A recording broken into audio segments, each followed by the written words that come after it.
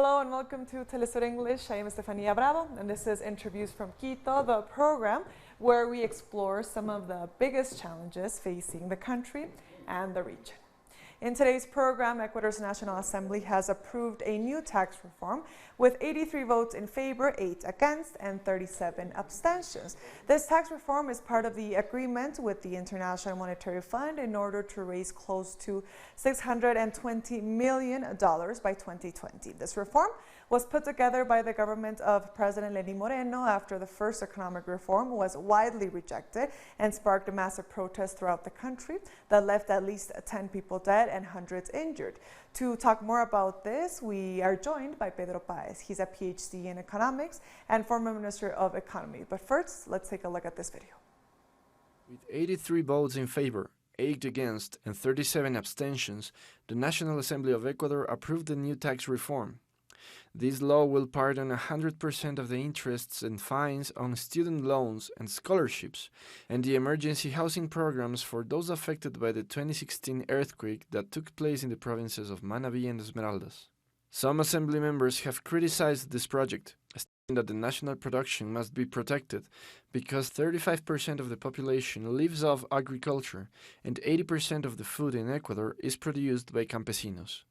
Also, social groups and students protested against cuts on social budget. How will this change the fate of the country? Follow our analysis. Pedro, we thank you so much for your time for coming here to Telesur English. Thank you for the invitation. First of all, could you explain to us what this new tax reform means for our viewers in Latin America and the Caribbean, and how does this affect Ecuadorians specifically? I think we have to read the last reforms in the framework of the long-term, the strategic commitment of some segment of the oligarchy in Ecuador with the rearrangement, the geopolitical rearrangement of the role of Ecuador in the new imperial design. The IMF has imposed a lot of measures, but all of those measures must be read as part of the effort of basically the banks, the big banks, to build up here a new place for money laundering, for tax haven. Once the Panama and the Caribbean places have been burned by the Panama Papers, the Paradise Papers that had exposed the relationship of power. Even the Queen of England is not named there. The former President Macri was named there. The presence of even the secret services of the industrialized countries linked to the offshores, the money laundering, and the overcoming of all type of regulation that had created a condition for tax evasion, capital flights, etc., etc. In the case of Ecuador, that is linked also to the whole strategy, continental strategy, to break down the spine of the continent, the civil society, making us to renounce some of the most important social conquests of the century, not only of the decades. So what is happening here in Ecuador is going to push us into more privatizations, a spiral of chronic fiscal crisis, a situation in which there is no other alternative than the most predatory mining, the most extractive style of foreign direct investment, and again, money laundering. Because otherwise, the dollarization cannot be sustained. Under the fiscal conditions created by the tax reform that favors the richest people in Ecuador and deteriorates in a very radical way the efficacy in terms of tax collection, what is happening, what is going on in Ecuador is a transformation of the expectations, both of the national and the international enterprises, in terms of a country in which you don't have to pay taxes, in which you don't have to pay your dues with the state. Now, President Moreno has said that this tax reform benefits many people, young people. He says this won't affect the normal citizens. What is your opinion on that? Will it affect normal people or not? Yeah, there are some details that have been put into the law to disguise the real content of the law. But as a matter of fact, the big chunks of the law are making a kind of permanent exoneration for the big companies here. For example, it has been exonerated for the payment of income tax, the income coming from capital dividends. For example, if you are the owner of a bank, you don't have to pay taxes for the utilities that you have from the bank. It created, together with the previous urgent law in 1.5 years ago, the so-called Trolley 3, the omnibus law that is forbidden by the Constitution to be sent to the Parliament in those conditions. The previous omnipresent law that reformed several important legal corps had created a condition in which the new investments, even those coming from the offshores, a triangulation with the offshores, returning part of the capital flights from residents in Ecuador, now are a kind of pretext for 20 years of tax exoneration. If you put this together with the new reforms, you are creating a situation in which the only people that is going to pay taxes are the middle classes. And even in terms of the formalities, for example, they say, but this is good for the small and medium-sized enterprises. Yes, they had simplified, between quotes, the taxes upon those enterprises at 2%, but they don't tell you that for the big agro exporters, for example, banana exporters, it's just 1%. How come very small, maybe familiar enterprises has to pay 2%, but the big enterprises have to pay 0.81%? Is against the progressivity that are part of the principles of tributation all around the world, but also against the same title of the law, simplicity and progressivity. So this is a total, how can I say, is a kind of joke against the conditions of the majority of the population, but in the very, very near future, this is going to prove nefarious for the conditions of sustainability of the fiscal sector. Now, talking about the near future, can we expect more reforms coming up, more economic reforms in Ecuador? Look, this is a kind of political game for the people in the galleries. No, it's a situation with the complicity of the big media. The press has been complicit of all this manipulation of the public opinion. But the commitment with the IMF includes, for example, the value-added tax. No, this is going to. The government is denying that situation, but of course it's going to come in the near future because it's part of the commitments. It's part of the new agenda for Ecuador. They are reducing the role of the progressive direct taxes, exonerating the rich people, and they are increasing the role of the regressive indirect taxes that affected the majority of the population. So this is part of the redesign of the structure of incentives in the economy in favor not of the productive activities, not of the productive investment, even the big investments, but in favor of speculation. Rentism, short-termism in the activities in the portfolio of investments of the majority of the agents, and a kind of retrieving part of the right direction of the resources provoked during the last decade with the reforms, the redistributive reforms, trying to retrieve these resources through taxation. The reduction that you have during the last 2-3 years in the budget of the social expenditure, social investment, for example, in education, in health, today is going to be exacerbated by this new condition that is going to create a hole in the budget for a long time. As a matter of fact, as the product of the previous law that I referred a few minutes ago, you have a very sharp deterioration of the capabilities of the IRS to collect taxes, especially from the big enterprises. With the elimination of the anticipated payment of the income tax, this is going to go further. With all these exonerations and the climate of no payment among the big enterprises, among the big firms of solicitors and barristers that are hired by these enterprises to evade taxes, the real capabilities of the government are fulminated today.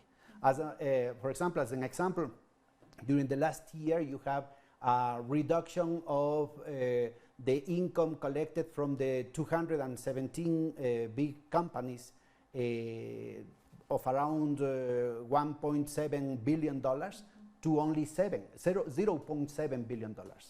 This is more or less the magnitude of what was the result of the previous reform, and the current reforms are going to increase the situation. If you put this together with the full deregulation of the financial markets and the autonomy, the so-called autonomy of the central bank, that is, as a practical situation, is a total privatization of the central bank, what you have here again is a tax haven, like what you have in the Bermudas, in the Bahamas, in the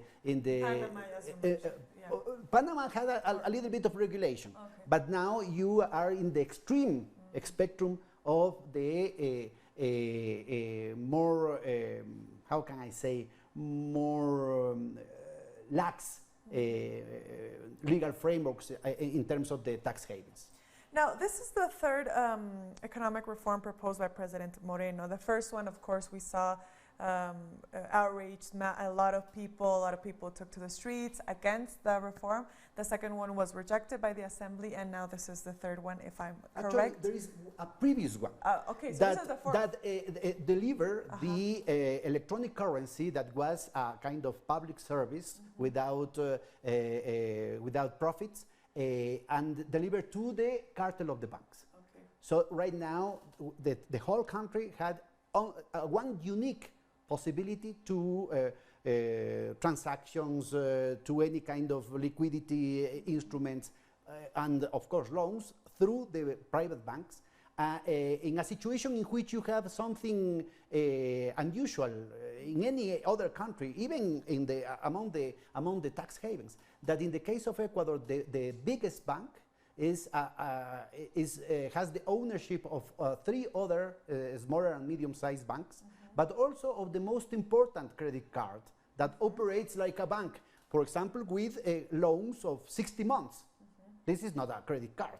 Yes. So you have a semi-monopolization of the financial markets in an environment of full deregulation, an environment of a tax haven that, of course, is the ideal situation for the Colombian mafias related to drug trafficking.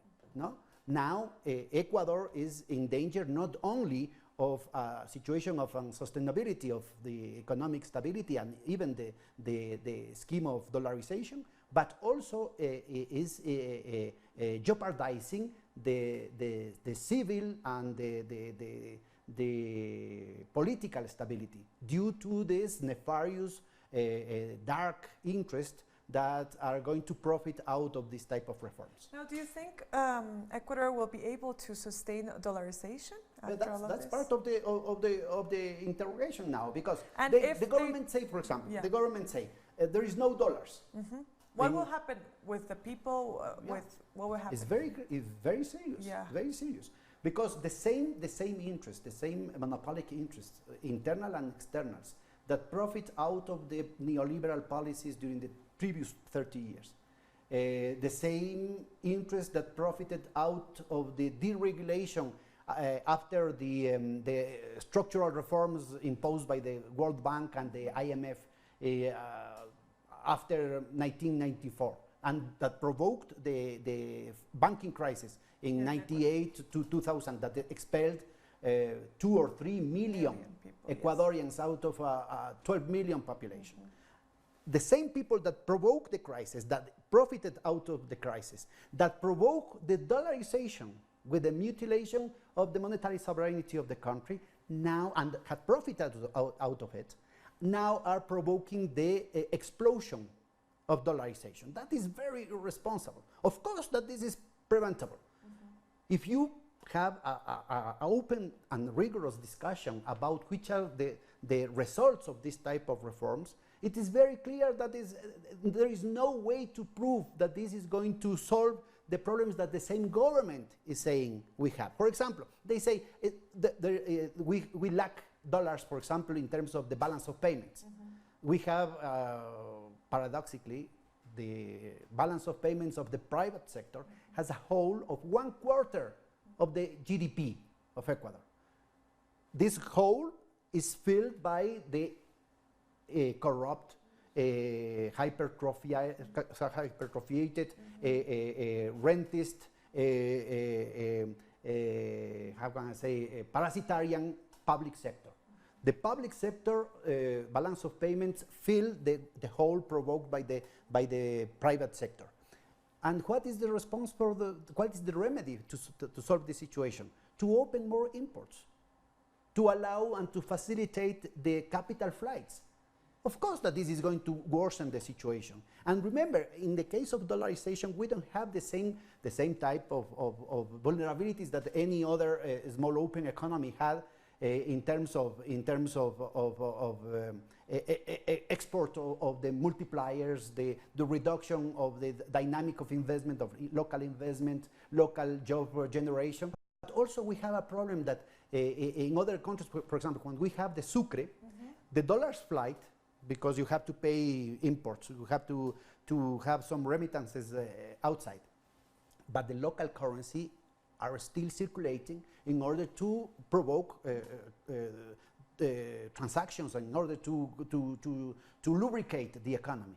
Now, physically, every bill, every coin is leaving the Ecuador. And you can coincide with me that the bills and the notes are flying some pockets more rapidly than the other ones, no? And of course, the most vulnerable segments are, for example, the rural areas, the provinces, or the popular neighborhoods, rather than the financial districts, for example, no? So that is going to provoke a kind of a strangulation of the liquidity, and this is happening right now.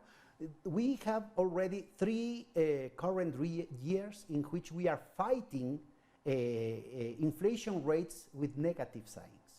Of course, for the oligopolies, both for local production, that is the minority, and from the imports, the oligopolies that control the imports, the prices are always getting up, provoking a structure of prices, a structure of costs, almost impossible with dollarization. Ecuador has to compete with Venezuela, with Colombia, with Peru, that in 5 minutes could devaluate in 20%, in 45%. And with the rigidity of the exchange rate in the case of Ecuador, that makes impossible both for the big firms, but majority of the small firms are broken now because of this situation. Yeah, and at the same time, the costs are going up and the final price of their products are going down, even in negative terms. So that situation had define dynamics of the market, very, very serious for the labor market. You have very small chances to get an employment or to succeed with small enterprises, because the market is so concentrated, and the response in terms of what the economists used to call debt deflation. You have to acquire debt in order to finish the month. And you have to acquire another debt to pay the former debt. One credit vicious cycle. That is a very vicious cycle that is creating a depression. Yeah. And you have a kind of heterogeneous structure here, in which you still have, for example, in terms of the real estate, in terms of finance, the banks, with 3 years of recession and with this depression of the majority of the economy, the banks had achieved the highest profits in years, in the whole history. $500 million of profits so far. So how is that possible? And of course, all these reforms are going to exacerbate this polarization and this condition of unsustainability. And you can say exactly the same in terms of the fiscal sector. Lack of dollars, and they had exonerated the big firms for the payments of their dues of the previous years. The debt that the enterprises had with the pension system, the debts that they have with the IRS, had been forgiven. They had exonerated several brackets of income, of the payment of the income provident from the capital revenues. And that is going, of course, to provoke a lack of revenues that in the very, very immediate result is privatizations under the name of monetization, because the Constitution forbids the possibility of the privatization in the strategic sectors of the economy. For example, oil. They say there is a lack of dollars, and the main source of revenue for the government during the last 50 years has been, for example, an oil camp called Sacha. And they are going to privatize this. The most important perspective in the near future for the oil industry in Ecuador is Ispingo. They are also going to privatize the situation. Another one is Coca Payamino. And there is a systematic boycott of the investment and the technical endeavors of the public enterprise in oil, in order to prevent them to develop other camps, in order to develop and to increase production, in order to obtain more revenue. So everything is very contradictory. Everything is designed to create a kind of no way out except privatization. Pedro, we thank you so much for your time. We've run out of time. Thank you so much for coming to Telesur English. We have been speaking with Pedro Paez about the new tax reform that was approved by the Ecuadorian National Assembly and how this affects Ecuadorians overall. Thank you so much for watching Interviews from Quito. I am Estefania Bravo. Until next time.